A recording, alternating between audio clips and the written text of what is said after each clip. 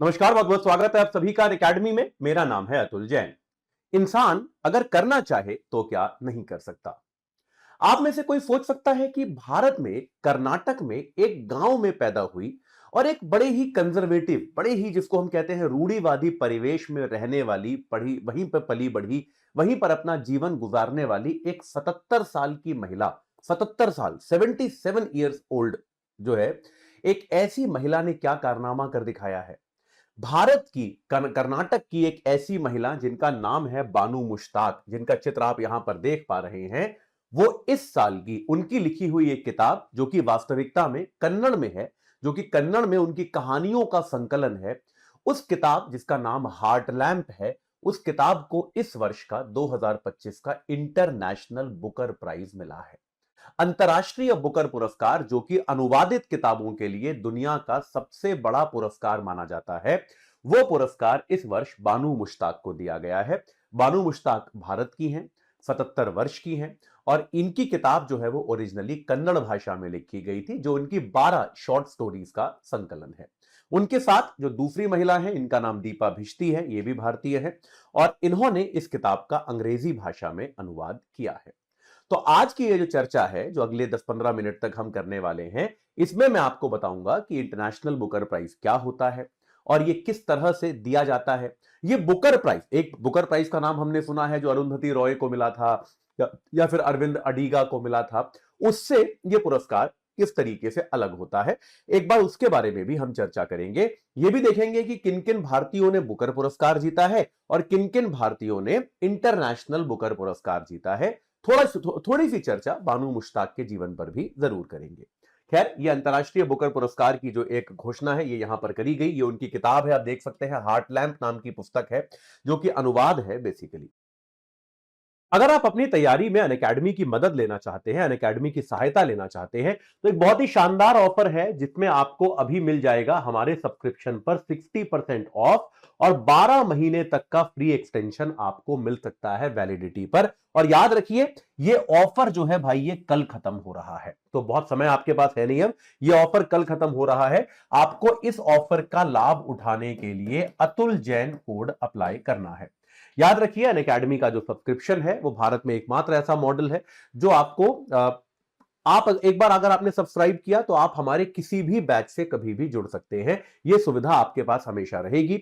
आपकी प्रीलिम्स की तैयारी, आपकी मेंस की तैयारी, आपकी इंटरव्यू की तैयारी, आपकी सीसैट की तैयारी और साथ के साथ आपकी प्रीलिम्स और मेंस दोनों की टेस्ट सीरीज, सब कुछ इसमें समावेशित है। यानी कि ये वन स्टॉप सॉल्यूशन है। अगर आपने ये ले लिया तो इसके बाद आपको कुछ भी और करने की आवश्यकता नहीं है, बस एक आपके ऑप्शनल सब्जेक्ट के अपवाद के अलावा। ठीक है, तो आप आज ही अतुल जैन कोड का लाभ उठाइए और इस सब्सक्रिप्शन से तुरंत ही जुड़िए। ठीक है, चलिए आगे बढ़ते हैं। तो बात करते हैं, सबसे पहले बात करते हैं बानू मुश्ताक की, कि भाई बानू मुश्ताक कौन है, उनका जीवन किस तरह का गया। तो बानू मुश्ताक का जन्म जो है 1948 में हुआ। 77 वर्ष की है ये। एक भारत के दक्षिण भारत में कर्नाटक में एक बड़े कंजर्वेटिव परिवार में जन्म हुआ, एक बड़े रूढ़िवादी परिवार में जन्म हुआ। उस जमाने में सोचिए, 1948 के आसपास, उस जमाने में एक ग्रामीण अंचल में, ग्रामीण क्षेत्र में एक मुस्लिम महिला के पास जितनी स्वतंत्रता होती थी उतनी ही स्वतंत्रता जीवन में इनको भी मिली। लेकिन कन्नड़ भाषा में बहुत फ्लुएंट थी, कन्नड़ भाषा पे इनका बहुत अच्छा ज्ञान था। कन्नड़ भाषा में ये लिखती रहती थी, हमेशा इनको लिखने का शौक था। लिखती गई और लिखते लिखते धीरे धीरे ये पत्रकार बन गई। पत्रकारिता इन्होंने करी, इन्होंने लॉ की भी डिग्री हासिल करी और आगे जाकर ये महिलाओं के अधिकारों के लिए एक्टिविज्म में भी गई। इन्होंने महिलाओं के अधिकारों के लिए भी काम किया। 1990 से 2003 के बीच, 1990 से 2003 के बीच 13 वर्षों के अंतराल में बानू मुश्ताक ने 12 शॉर्ट स्टोरीज लिखी और ये सारी की सारी स्टोरीज जो हैं, इनकी थीम क्या थी? इनकी थीम वास्तविकता में इनके अपने खुद के जीवन पर आधारित थी। 1990 से 2023 तक, माफ कीजिएगा, 2003 को लेकर अभी 2 वर्ष पहले तक, तो 1990 से 2023 तक इन्होंने 12 शॉर्ट स्टोरीज लिखी। और ये सारी की सारी शॉर्ट स्टोरीज जो थी, ये किस पर आधारित थी कि एक भारत में, खास तौर पे दक्षिण भारत में अलग अलग क्षेत्रों में जो महिलाओं का जो संघर्ष है, विशेषकर मुस्लिम महिलाओं का जो संघर्ष है अलग अलग क्षेत्रों में, और दक्षिण भारत का सेटिंग था हर जगह कि दक्षिण भारत की अलग अलग जगहों पर महिलाएं किस तरह से संघर्ष कर रही हैं उनके जीवन को, उनके अधिकारों को प्राप्त करने के लिए। इस थीम पर इन्होंने 12 शॉर्ट स्टोरीज लिखी। इन 12 शॉर्ट स्टोरीज को उन्होंने कन्नड़ भाषा में लिखा, याद रखिएगा। तो उनकी ये जो कन्नड़ भाषा की शॉर्ट स्टोरीज हैं, इनको दीपा भिष्टी नाम की एक बहुत जानी मानी अनुवादक है, दीपा भिष्टी नाम की है ना, दीपा भिष्टी या दीपा बश्ती, दीपा भष्टी, माफ कीजिएगा, दीपा भष्टी, थोड़ा सम नेम अनयूजुअल सा है इसलिए गलत लिख दिया। दीपा भष्टी जी ने इनका अनुवाद किया, इनको अंग्रेजी भाषा में इनको अनुवाद किया गया और इनको हार्ट लैंप नाम से एक पुस्तक के रूप में छापा गया। हार्ट लैंप नाम से एक पुस्तक के रूप में इनको छापा गया। तो हार्ट लैंप किताब जो है उसकी लेखिका कौन है? बानू मुश्ताक है, और उनकी अनुवादक कौन है? दीपा भष्टी है। तो इस किताब को, इस हार्ट लैंप किताब को 2025 का इंटरनेशनल बुकर पुरस्कार मिला है। 2025 का जो अंतरराष्ट्रीय बुकर पुरस्कार होता है, जो आपको मैंने अभी दिखाया, जिसकी वेबसाइट आपको मैंने अभी दिखाई, अभी आपको दोबारा दिखा दूंगा।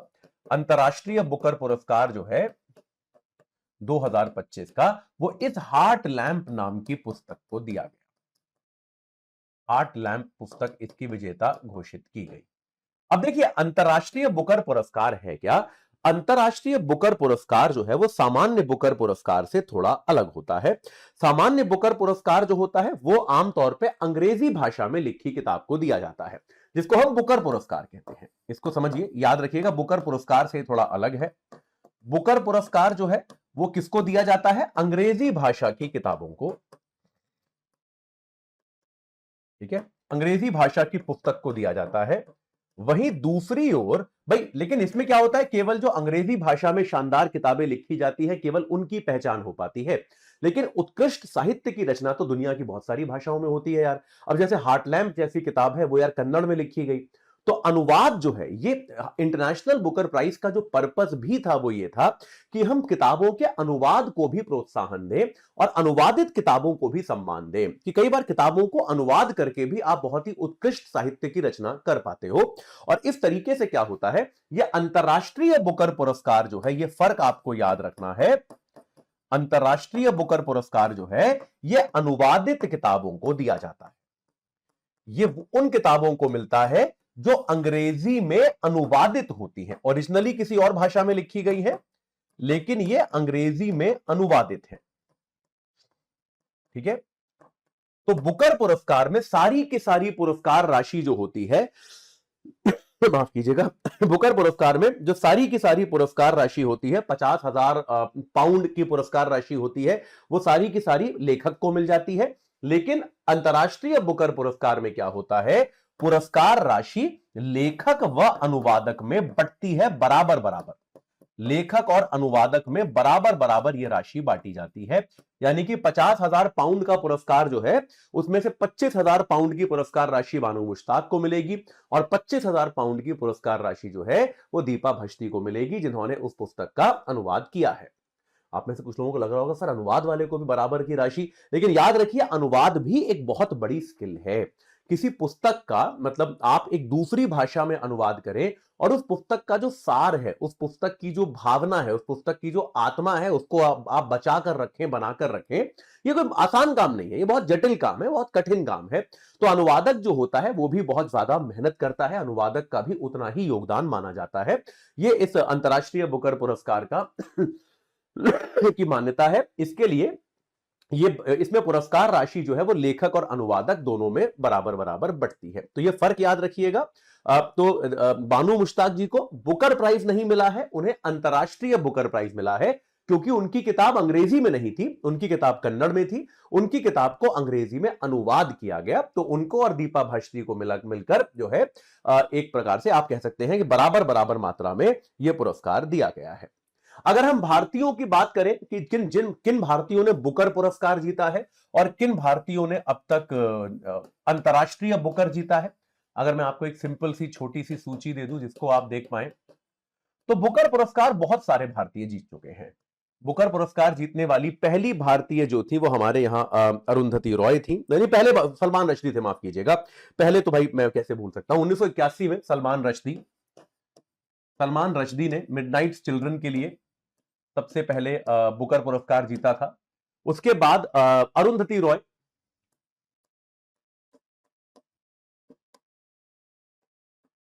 रॉय ने उनकी जो पहली किताब थी the God of small things, बहुत ही शानदार, बहुत ही ब्रिलियंट किताब है वो।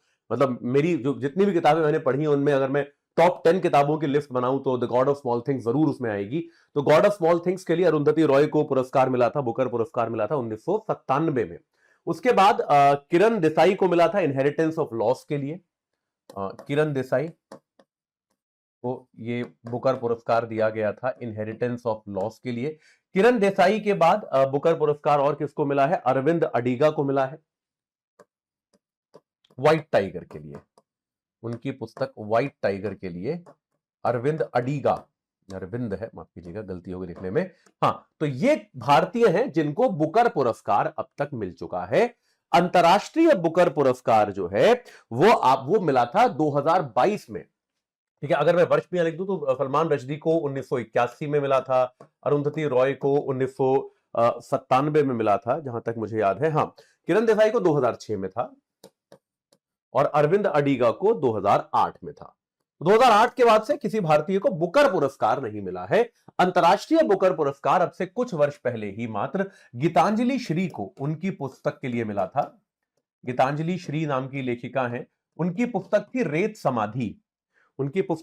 समाधि, इनको 2022 में यह पुरस्कार मिला है। रेत समाधि नाम की उनकी पुस्तक थी जो कि हिंदी भाषा में थी ओरिजिनली। रेत समाधि उन्होंने हिंदी में लिखी थी और इसको जो है एक डेजी रॉकवेल, गीतांजलि श्री को किनके साथ मिला था, डेजी रॉकवेल के साथ।